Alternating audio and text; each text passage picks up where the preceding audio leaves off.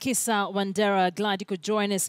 A group calling itself the Council of Kenya Professionals has presented a memorandum to the African Union asking it to focus its attention on the happenings here in the country.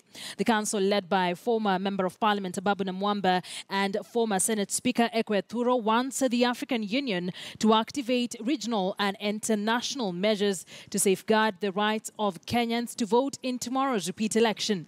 The memo was handed over to the AU as well as IGAD in Ethiopia. The leaders are calling for action against leaders who incite Kenyans to fight.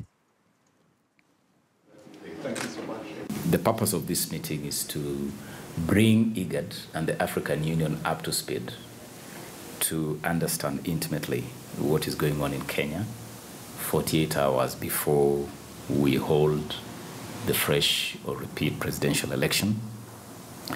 This is out of a very, very grave concern shared by the Council of Kenyan Professionals.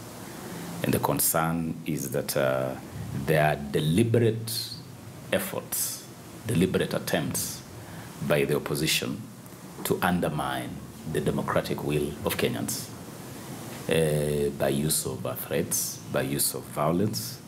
And we believe that IGAD, as a guarantor of peace and stability in this region, ought to understand exactly what is going on and be prepared to take every measure, every possible step to forestall or to deter anything that may threaten the peace and stability in Kenya. So when you have elements and characters trying to prevent people from voting, then we consider that as a serious a violation of the democratic rights of the citizenry.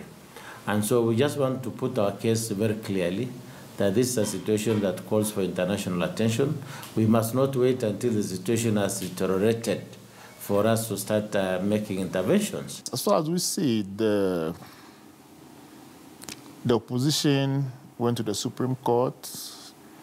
The Supreme Court made an adjudication, made a decision, and instructed the Electoral Commission to have an election within 60 days. That is being done.